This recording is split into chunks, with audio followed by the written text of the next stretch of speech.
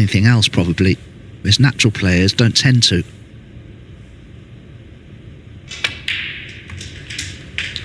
So.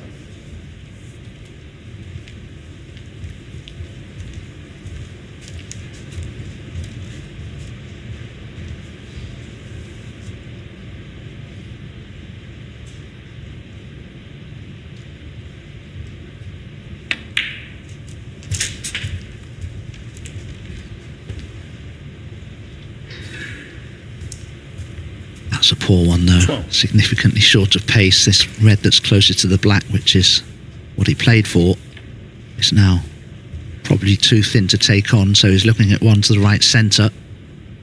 He misses this red. The only red he could leave is this one that he's taking on. Oh, good pot. 30.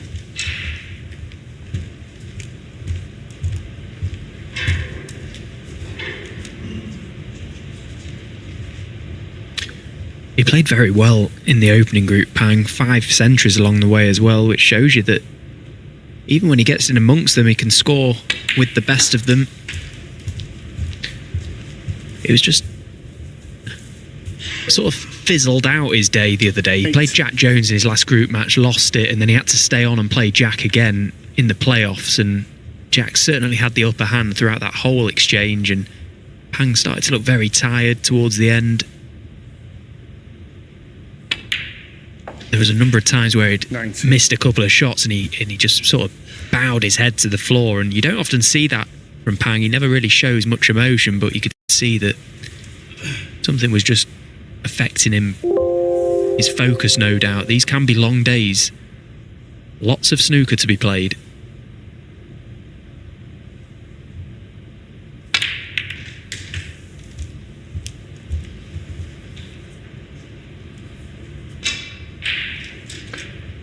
$26.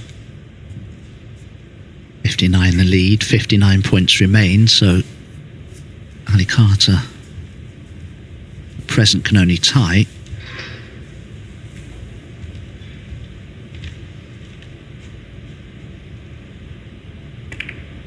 Pan Junxu. But just going back to what you were saying, 26. Stephen, they are long days, aren't they? And you spend a lot of time in the players' lounge talking to your friends and compatriots, and you can find that you become rather tired doing that. You lose your focus because of that. Well, Ali couldn't see a shot,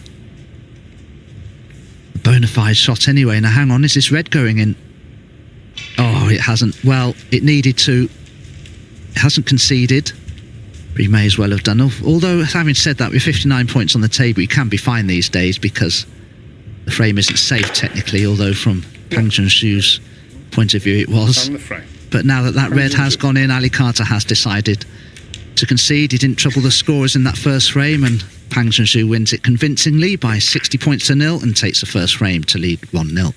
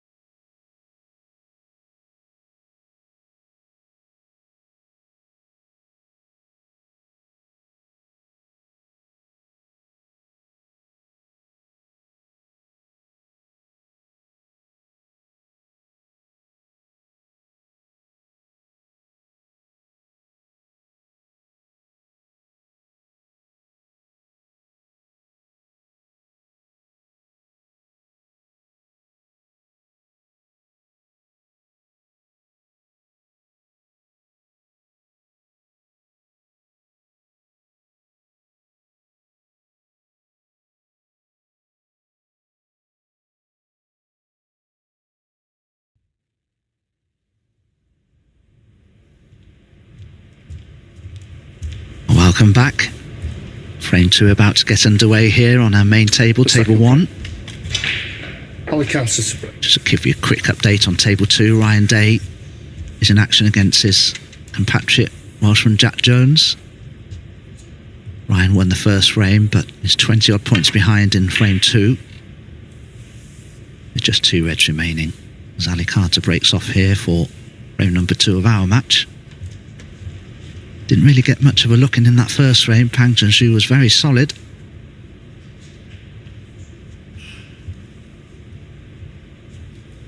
Yeah, I think that's probably the best word to describe Pan Junxu, isn't it? Solid. He's solid in every department.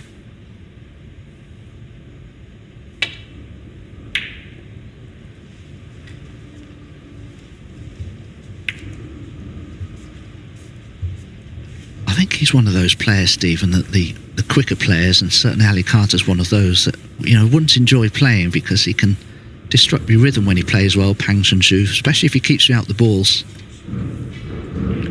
Foul. Miss. Well, surprising one that from Ali.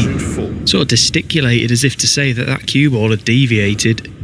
There's no way you would have missed the reds otherwise, surely. Pulling to the left down there. Oh, there. Okay, I'll try to look after. And you can hear there, Ali, just letting Rob Spencer know that it's pulling to the left the table, so they'll be able to speak to the table fitters after this match to try and rectify that. Yeah, the brown was. Yeah, yeah. White hit the brown, didn't it? Ah, So right, push the okay. brown is the So it's white further was up. it, Ah, right, okay. Yeah.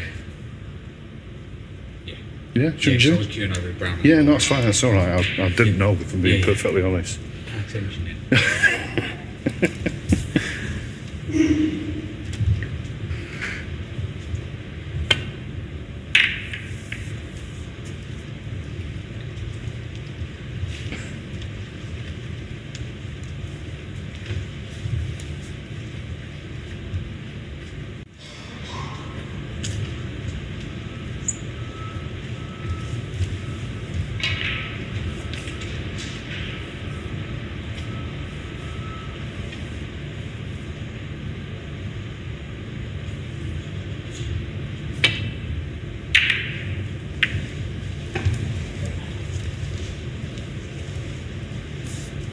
Well, this is a much more open frame by the looks of it already. The reds are spread far and wide, so that potentially is a good thing for Ali Carter if he can get in first.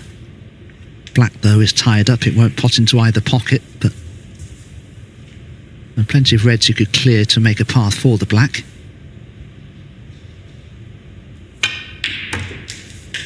What? Oh, but that's much more like it from Carter. Finally, he's found one.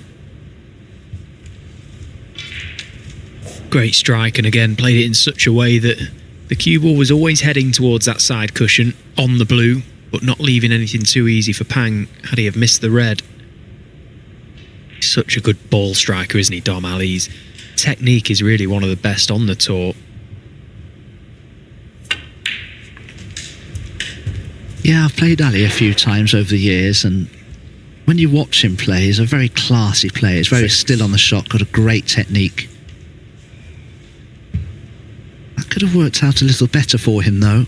Keeble could have finished in all sorts of places there, but it's just found a spot for Ali that's made things a little awkward. The red closest to the cue ball will pop past the black into the left corner, but it's quite a thin one. Doesn't like it. I think he's playing a safety.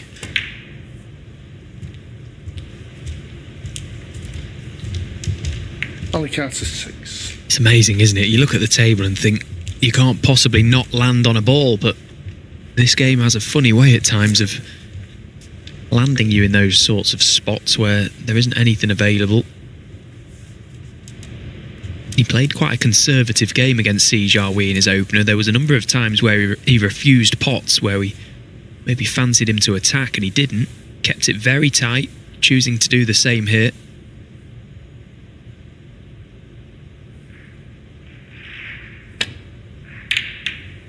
I think, if anything, that just underlines Ali Carter's experience, particularly in this tournament, the Championship League. He knows how quickly these groups can turn around, and he wants to try and register as many wins as possible early on.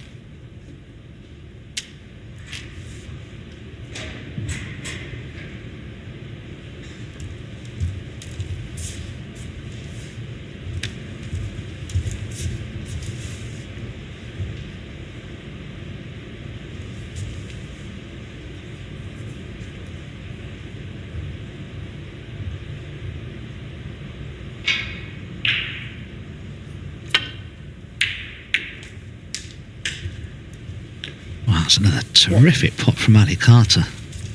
But had he known the cue ball would be cannoning a red, I don't think he'd have taken it on. I think he was convinced the cue ball would be returning to bulk here, because he wouldn't take a red on like this otherwise. But this time he's nowhere near the cushion with the cue ball, so can do a bit more positionally. But again, could have finished better. Green's potable, blue's potable, but neither of them easy.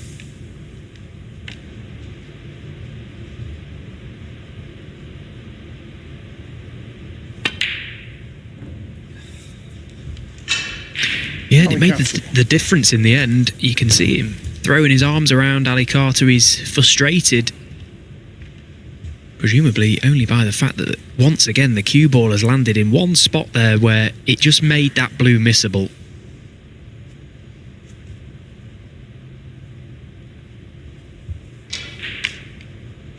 And these chairs have been here right from the start. Championship League, they've travelled with us from day one in 2008, and Ali Carter gave that chair a bit of a pounding with the butt of his cue. One.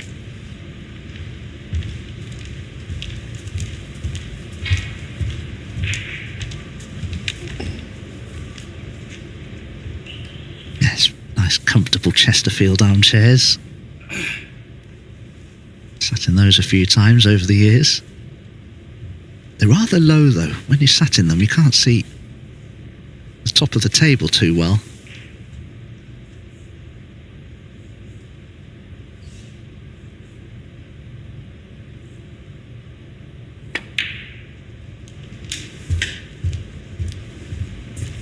This just completely backs up your point you made about Pang almost frustrating players, or at least frustrating the quicker players. You can find that when you're playing a player like Pang, when he's at the table, you can be sat in your chair for a long period of time. But just as I say that, he's missed an absolute sitter. This time Carter out of his seat like a rocket. Doing nothing with the cue ball either there, just floating that red in for the black. That was such an unexpected miss. One. And Ali spotting immediately that two reds just next to the black are the two to play on next to get them out of the way, to make the black potable into both of its corners. And this is the sort of chance that Ali must take full advantage of here against somebody like Pan Junxu, because his style of play can be a bit of a momentum buster. He needs to try and establish some momentum with 8. a decent scoring effort here.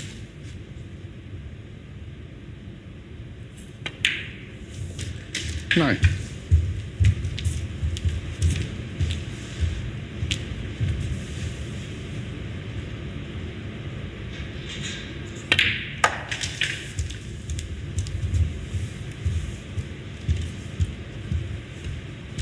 $60.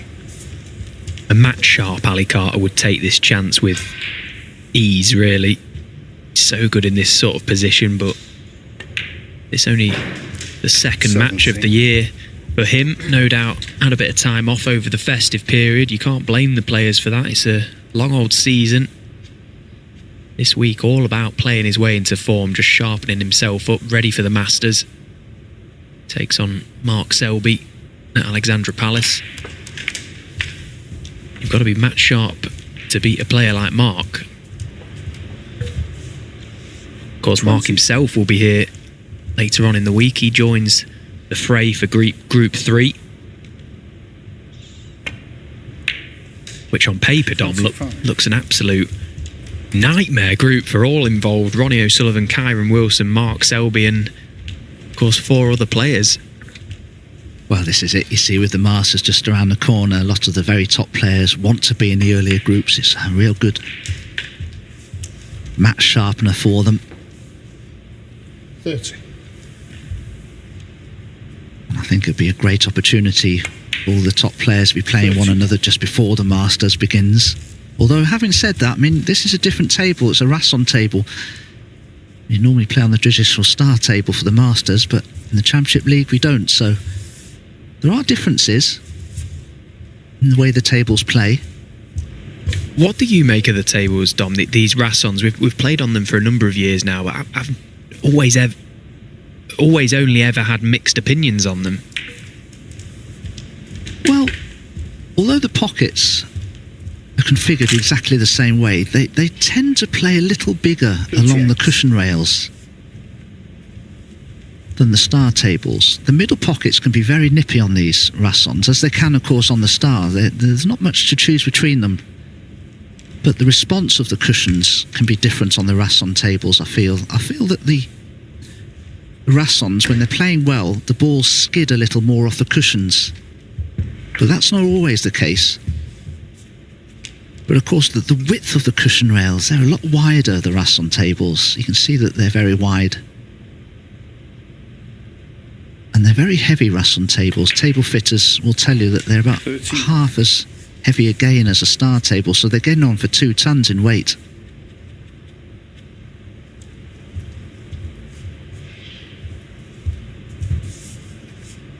So Carter just slowly unlocking this little puzzle. He's made a fair job of it so far, just needs to steady himself for a few moments further. Chance you felt he just had to take. And we saw from group 1, players going 2-0 down. The matches are never over, but you don't want to go 2-0 down.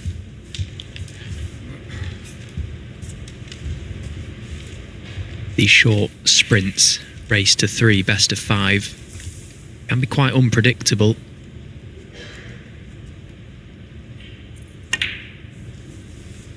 $46.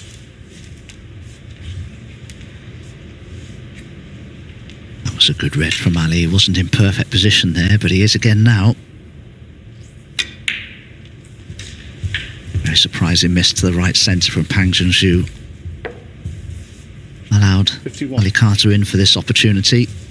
And it looks like being a frame winner. 48 points to the good. So just this blue and 1 more red required to level this match up at 1-1.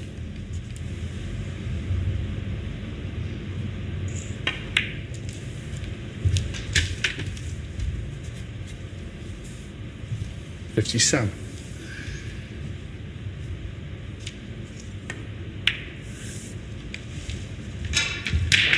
$58.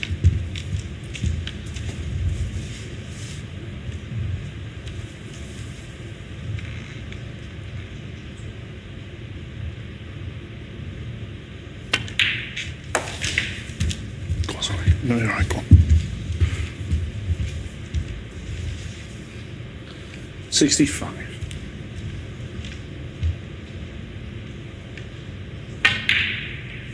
$66. Plenty on for a century break. Ali Carter's made 429 of those in his career, including 3 147s. One of those he made at the World Championships. He had to share the highest break prize with Ronnie O'Sullivan, who made one himself that year. 72.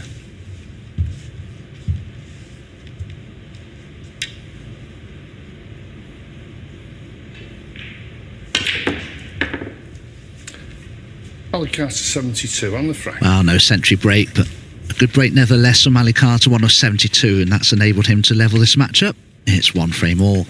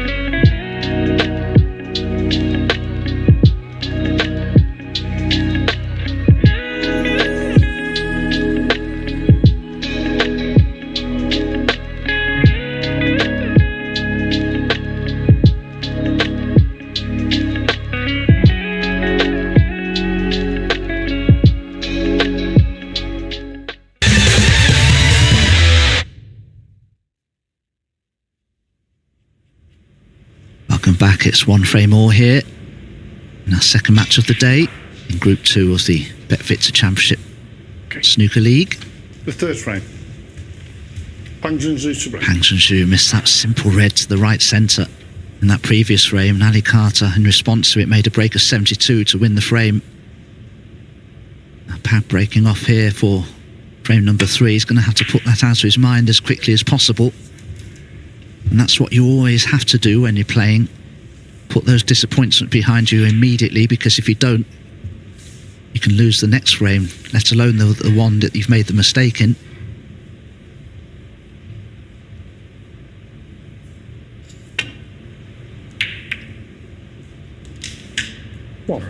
And what a timely time for that to happen. Although the cue ball running on to exactly where Ali intended it to go originally, only going to amount to the 1 point. Yellow ball. And as he got there, well, Foul. that was a Catch slight one. misjudgment. Pan Junxu. Free ball. It's amazing what goes through your mind. You're feathering the cue ball just before you're going to play the shot, and just before you play the shot, you have a negative thought so often, just don't leave it short, or you forget the shot that you're playing, and you lose all sort of knowledge of the pace that you intend to play it at. And I've done that so many times. Most players will tell you have done the same thing. He was so far short of getting that cue ball up to the yellow. He left the pot on the brown as a free ball, so a great chance already at the beginning of this third frame for Pan Junxu. I bet you've done that many times, Stephen, as well. So many times, and it's quite embarrassing, isn't it, when you do it, but it happens to us all. I've done the opposite as well a number of times, where you're trying to roll up behind a colour and you hit it that hard, you get no snooker. You've left so much distance between the cue ball and object ball. And again, it's even more tough on tables like these with really responsive, fast cloths. As you say, that little bit of doubt just creeps in at the final stroke and can make you look a little bit silly.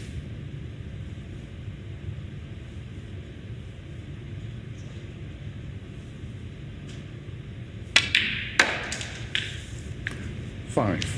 Yeah, quite often professional players will tell you that just before you strike the cue ball, you just have this negative, fleeting thought of the consequences of not reaching the ball that you're playing up to.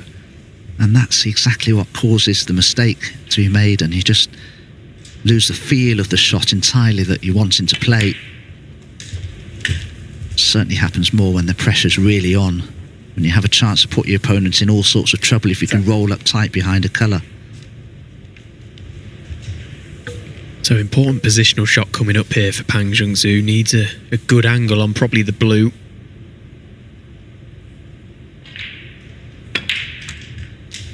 Gets that cue ball high enough he can get into the pack of reds, and that's not the angle he was looking for.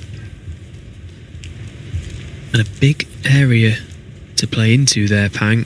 Okay, he is top side of this blue, and he can force the cue ball off the side cushion into the reds still, but